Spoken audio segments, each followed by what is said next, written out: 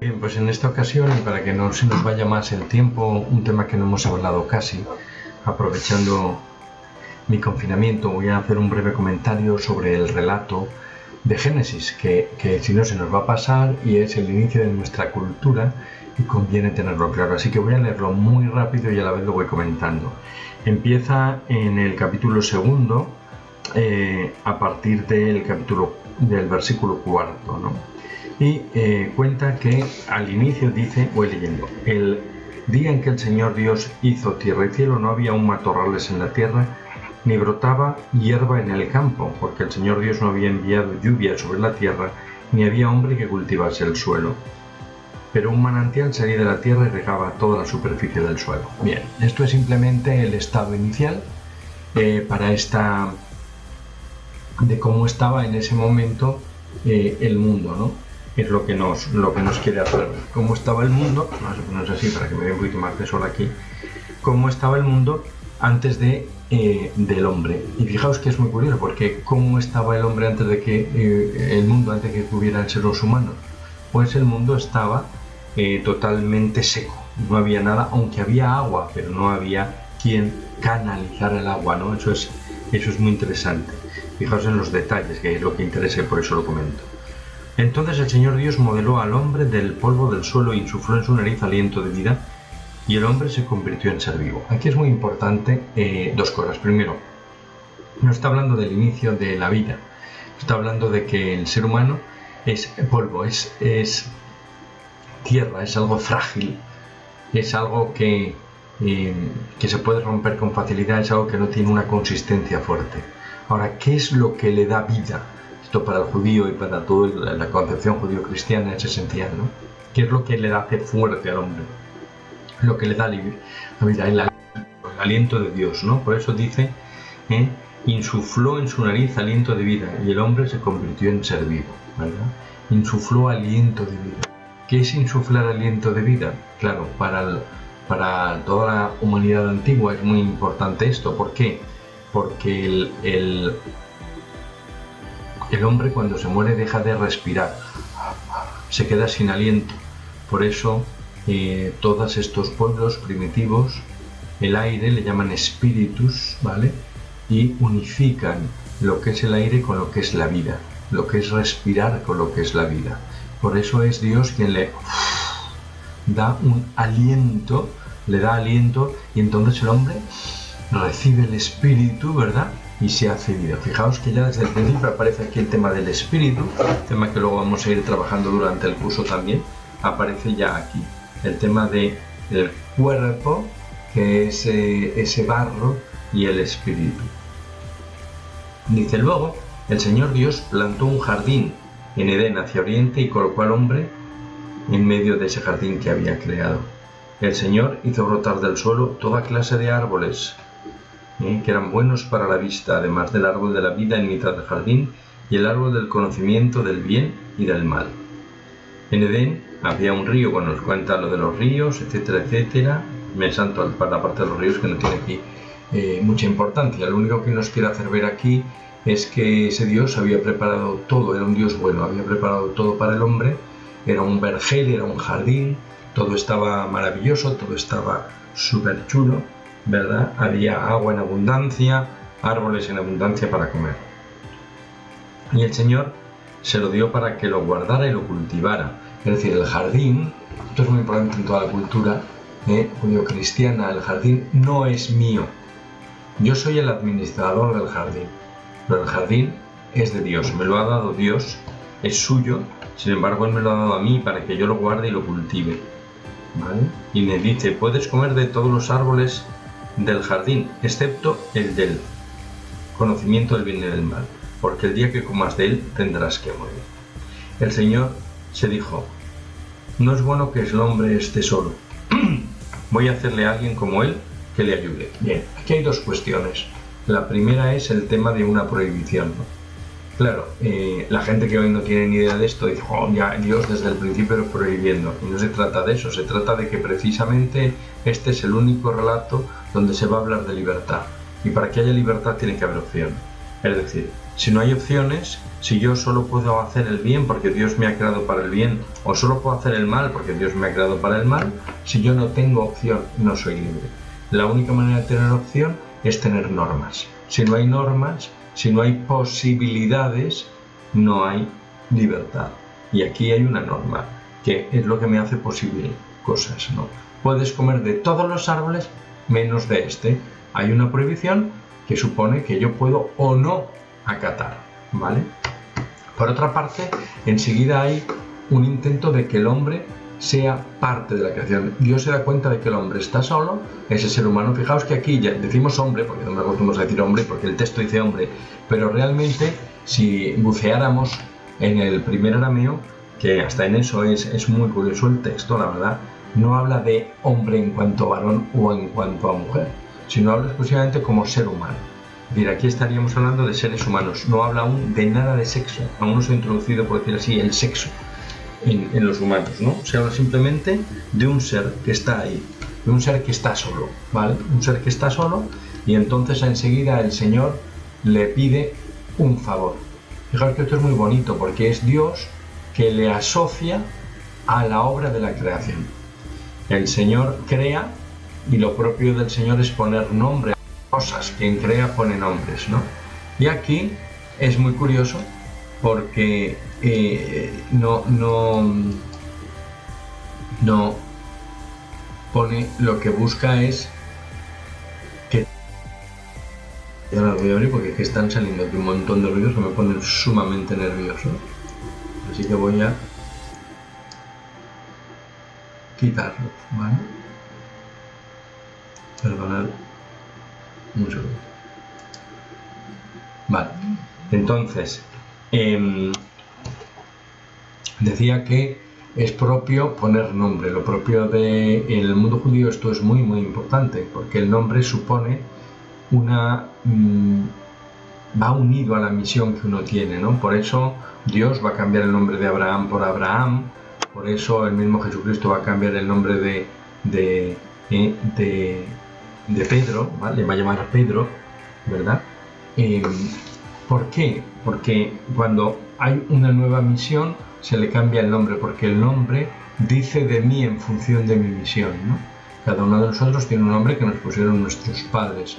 Nuestros padres ahora no ponen los nombres quizás con esa intencionalidad, pero en el mundo judío sí. En el mundo judío, recordad por ejemplo cuando nace Juan Bautista, cuando nace Jesús, ¿verdad? Hay un nombre prefijado para ellos, un nombre que dice, ¿verdad?, el espíritu, o que dice un ángel, o que dice alguien que está por encima. ¿Por qué? Porque el nombre va a hablar de la misión para la que ha sido creado. Entonces, en este poner nombre se ve también la importancia de Dios, ¿no? Y Dios dice, no, ven, hombre, ven tú y pon, ¿verdad?, nombre a las bestias del campo. Y entonces el hombre se asocia a esa tarea de Dios y empieza a poner nombre. Y cada ser vivo llevaría el nombre que Adán le pusiera. Y así Adán, dice el texto, puso nombre a todos los ganados, a los pájaros, a las bestias del campo, pero no encontró ninguno como él que le ayudase. Como ese ser humano no encontró a nadie. Entonces Dios le hizo caer un letargo sobre Adán. Esto es muy bonito, ¿no? Porque es como que Dios dice, espérate, este pobre está más solo que la una, voy a como a devolverlo al inicio, ¿no? Es como un sueño profundo, como que no va a recordar nada de lo que ha pasado hasta ahora, lo vuelvo como cuando era barro otra vez, ¿verdad? Y de hecho dice que se durmió, le sacó una costilla, le cerró el sitio con carne, y el Señor formó de la costilla que había sacado una mujer y se la presentó a Adán, ¿vale? Y aquí, claro, tiene el sentido de la unidad, ¿no? La gente dice, aquí el sentido que tiene de que sea la costilla, que todo es un relato mítico, evidentemente no es un relato científico, es absurdo ver aquí ni un relato ni histórico ni científico. La gente que cuando dice esto, es que la Iglesia niega la evolución por esto, hay que decir que usted no tiene ni idea ni de Iglesia, ni de evolución, ni de textos bíblicos, ni de nada que se le parezca. Lo que puede hacer es callarse, ¿no? Bien, nosotros ya sabemos que esto es un relato mítico y que por lo tanto tiene el valor que tiene, que es el valor de intentar resolver simplemente unos pequeños enigmas, ¿no? Y uno de los que nos intenta resolver es precisamente ese, ¿no? Nos dice que Adán y Eva son lo mismo, proceden del mismo lugar. Por eso ha dormido a ese ser y de él ha quitado algo. Ya ese ser ya no es el mismo del inicio, ya se le va a llamar Ish, Ish e Isha, que es varón y mujer a partir de este momento, porque antes era solo ser vivo, ¿vale? Ser humano. Ahora ya van a ser hombre y mujer, pero hombre y mujer que proceden del mismo sitio, es decir, que hay desde el inicio una dignidad igual. No es el hombre primero y la mujer después, sino que nacen juntos, ¿vale? Ha habido siempre algún imbécil que ha pensado que como primero era Adán y luego Eva, pues que la Iglesia o que el mundo judío ponía por delante a Adán y Eva, porque se lo lean en arameo y aprendan un poco de lenguas, ¿no? Porque no tiene nada que ver con eso. Lo que aquí nos está diciendo es justamente lo contrario, que Adán y Eva tienen desde el inicio la misma dignidad, son iguales en todo. Por eso dice Adán en ese momento, esta sí que es hueso de mis huesos y carne de mi carne, es decir, es igual que yo, igual que yo. Por eso su nombre será Isha, mujer, porque ha salido de Ish, varón, ¿vale? Y dice, por eso abandonará el varón a su padre y a su madre y se unirá a su mujer y serán los dos una sola carne. Los dos estaban desnudos y no sentían vergüenza uno de otro, ¿vale? Esa mirada limpia sobre el otro que impide ver al otro como alguien deseable para mí sin tenerle a él en cuenta, ¿no? Ya lo veremos esto cuando hablemos de la sexualidad, ¿no? Como a veces yo tengo en cuenta al otro, pero no en su totalidad, sino solo en su corporalidad, solo en buscar placer a través del otro, y por lo tanto ahí, claro, el cuerpo desnudo del otro, no veo al otro en sí, sino solo lo que eso me ofrece a mí de pasión, lo que me ofrece a mí de carnalidad. Mientras que aquí no, aquí el otro es en su totalidad, y por tanto el cuerpo no está desligado de la persona del otro, y por eso no hay ningún tipo de vergüenza, ¿no? Ahora bien, llega la serpiente, ¿verdad? Y dice la mujer, ¿con que Dios os ha dicho que no comáis ningún árbol del jardín? La mujer contestó a la serpiente, podemos comer los frutos de los árboles del jardín, pero del fruto del árbol que está en mitad del jardín nos ha hecho Dios, no comáis de este fruto ni lo toquéis, porque moriréis. La serpiente dijo a la mujer, no moriréis. Él sabe que el día en que comáis de él se os abrirán los ojos y seréis como dioses, en el conocimiento del bien y del mal. Entonces la mujer se dio cuenta de que el árbol era apetecible, atrayente a los ojos y deseable para lograr ser como dioses, es decir, inteligentes, así que tomó de su fruto. Luego se lo dio a su marido, que también comió. Fijaos, se les abrieron los ojos, descubrieron que estaban desnudos y se escondieron. Vale.